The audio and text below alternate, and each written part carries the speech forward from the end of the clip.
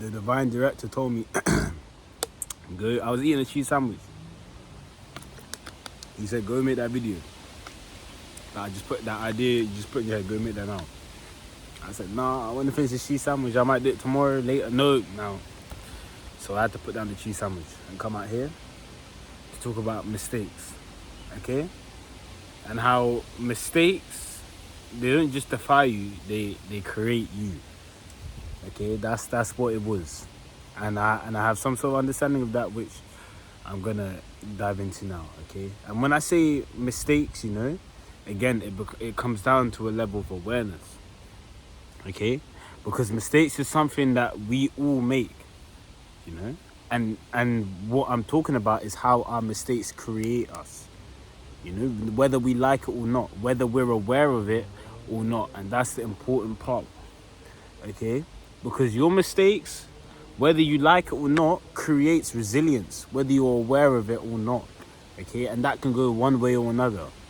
Your mistakes can make you better at what you're doing. And it could make you worse, but at the same time, you still know that you're making a mistake. You know, but I'd say that awareness is you can get to a point where you think your mistakes, you're aware of your mistakes, but you think that your mistakes is what are holding you back, so you doubt yourself more. You know, however it looks for you. I'll talk about for me. Okay, for me, with my mistakes, I can see how I sometimes think about them too much, you know? But in retrospect, I can always respect and understand and embrace how my mistakes put me where I am right now, you know? And when I was eating that cheese sandwich, I was reflecting on how I treated certain girls, you know? And I talk about this a lot on this channel, I know. But I will always speak about this, how I treated that one guy. I always think about it because I'm just like, again, you know? That, even though I do not rate what I done there so much, you know, I still respect the divine intervention in what I did, because without that, it wouldn't make me who I am. And I was also thinking about weed, because I was thinking about, I used to come here, right here, smoke weed, right like there. You can't see it, but there. You know, and then I ask myself, I look myself, I think, you know, I ask myself, how could have weed not been helpful to put me here, even though it's a bad drug that I had to put down because it was fucking with my mental, it was fucking with my will to do shit, my will to just whatever, it was fucking with that. So yeah, I had to put it down, but how can I say that that didn't build me up and make me stronger to who I am today? You know, just the reliance and the addiction on weed itself gave me the strength to overcome it. And that strength is something I didn't have to overcome certain things in this life. Because if I liked something, I enjoyed doing it, it was always hard to get me to stop doing it. That was just the truth. And whether you look at that from an addiction perspective or not, it's just the reality of my life a lot of the time, you know. If I was engaging in something, indulging in something, other people, everyone could tell me that, oh, don't do this shit, you know? But I would still do it, you know? And again, that's the divine, orderly building that resistance to me, telling me, yo, don't feed into what these men are saying, you know? Do this thing, you know? Do it, you know? It's telling me to do the shit that a lot of people would say is the bad shit, you know? But the truth is, there was a divine intervention telling me to do the bad shit, as we call it bad shit. But, you know, but it's all shit, like, you know, and that's like, this was something I tried to, back when my awakening, like, as you want to call it, I don't like using that word, like, I don't, because it's like, not how I define it, but we're talking about when the pivot moments in my life, the early stages, I would say, I tried to put this into words, okay? I used to say, in this life, everything is poo, everything is shit. Obviously, Buddha would say life is suffering. I say everything is shit, everything's poo, you know? But you take that poo as it falls to you, you grab it, you turn it into a poo butterfly and let the poo butterfly fly off, you know? That was kind of how I used to organize it in my own space at that time. I say, get the poo, bang, bang, bang, you know? Albania.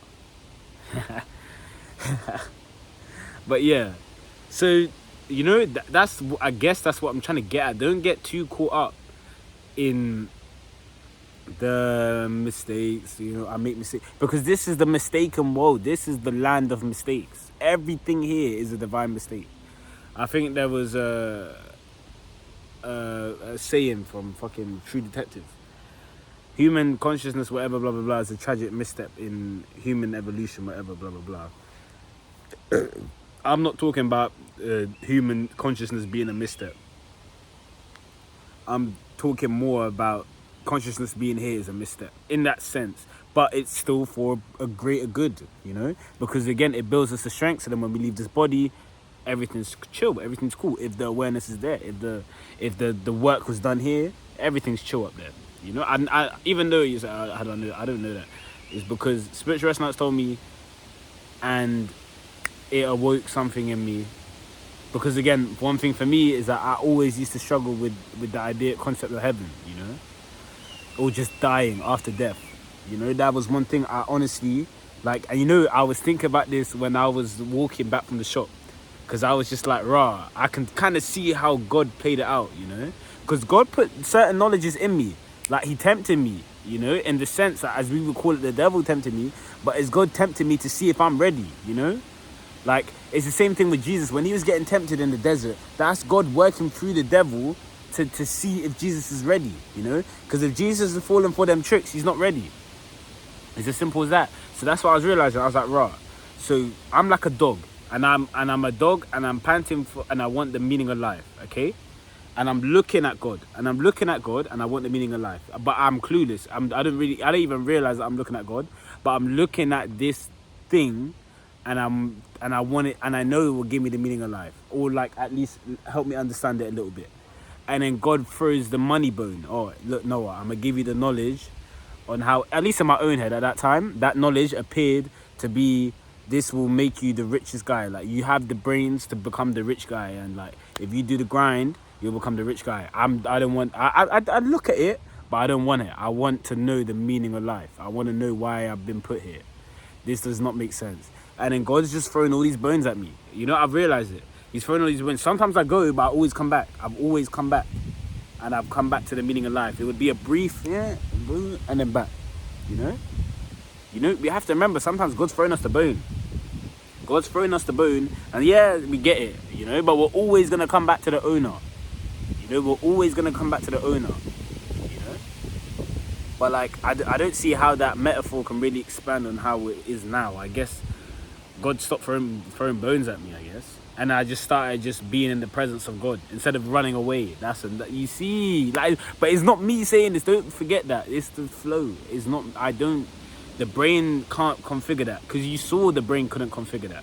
The brain couldn't configure that, and the divine helped me out. You saw that. You know, this is the evidence that we're talking about. You know, and if you don't see that as evidence, trust me, for me, it's evidence, because I just felt myself not understanding something, and then the understanding just come over me.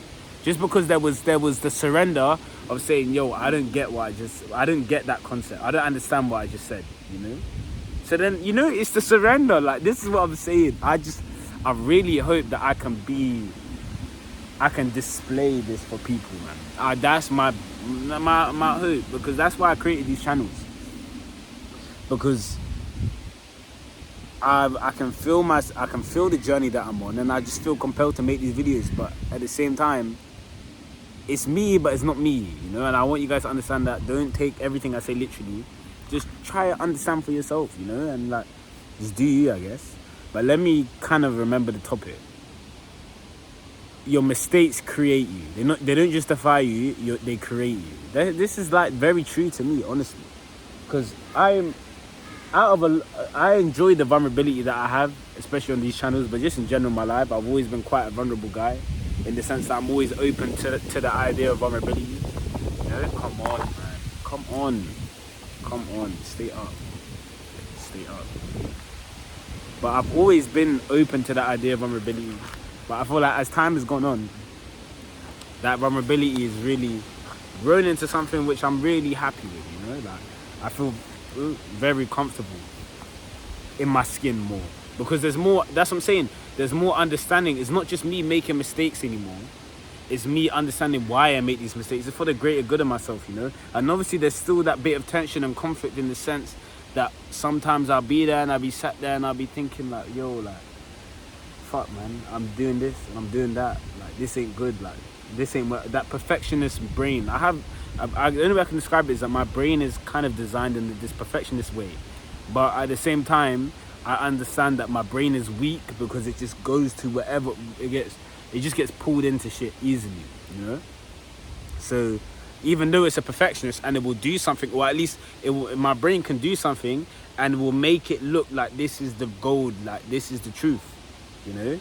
Like this is the truth, but you're not seeing all of the mishmap and the misdeciding and the fucking second guessing my brain's doing before that. So if you put me in a position where I don't have that space to do that second guessing in blah, blah, blah, blah, blah, yeah, which used to happen to me a lot of the time, you know, it don't look like that anymore. Like when I would cheat on my girl, I remember I used to want to be a perfectionist on cheating on my girl. Like, it's just weird. Like, I would make sure every single thing that I said, everything I did would work towards the goal of being the perfect cheater, you know? And it worked, but then it got to a point, and I wanted to be the perfect out of tune person that has no love for anyone apart from myself. I wanted to be the perfect narcissist, you know? And it worked. It worked. It fucked me up. Like, that's what I'm saying. It fucked me up so badly, and I was so empty that I had to sit there and I had to ask myself, yo, like, what the fuck is happening? What the fuck have I just done? You know? And I had, as I explained in the previous videos, from that point onwards, really, beginning of the year, so about 2 years ago, I had a reset process of that whole shit I was stuck into, and I was still caught up in a couple of bullshit, like a lot of bullshit. In the last 2 years, the bullshit has only got bigger, you know? Like, it was like, because again, a part of it was a denial of the state that I was in, because I didn't really fully understand what I put myself through. Like, I kind of, like, it was a weird place to be in, at least for myself, you know? And then God started coming back into my life, and that was really hard. Like, oh, it still is hard, but fuck. That first year, you know, I was clueless to what was happening to me. I remember this is when I first jumped off social media. That was when it started. Like, it was just fucking crazy. That's the only way it was just crazy. It was just crazy last year. And a lot of crazy shit happened. Like, weird shit that wouldn't usually happen started happening, and like shit that just seems so divinely ordained to make me look like a dickhead, yes, and I'll probably tap into them in other videos, but I feel like the one specific example I'm talking about, which was like an experience I had with someone, is something I'd want to put in another video. I don't know if I'm going to do it in the next week, I don't know when I'm going to do it, but that's quite an important topic for me, because that was like really weird, at least for me, like really weird. But yeah, it's raining again. I said I wasn't going to make another video today because of the rain, and it's just every time I come, it don't rain, by the way. It does not rain. Like, it did not rain until I started making the video, and it wasn't raining after I made the video. Weird, isn't it? And there's like been a 10-hour gap between when I'm, yeah. But what was I saying? I always get off track. The mistakes don't just defy you, they create you, you know? That's the underlying. I'm gonna fart. And again, that's the underlying part, you know. That's what I kind of came out to say. Is to say, your mistakes don't just create. Your mistakes don't just defy you; they create you. You know. There's not much else more to say. But like, I just wanna hope you guys are doing good. I had fun making this video. This was a nice little good video. I would have rather the video gone on a bit longer. I like hitting the 20-minute mark nowadays. But at the same time, it's also good to recognize when the video naturally comes to a natural end, to respect that, you know, and don't try to water dead plants. But like, not in the sense that like I'm watering dead plants to begin with. That the plant was alive, the plant's not dead. You don't need it. Don't overwater the plant. Peace.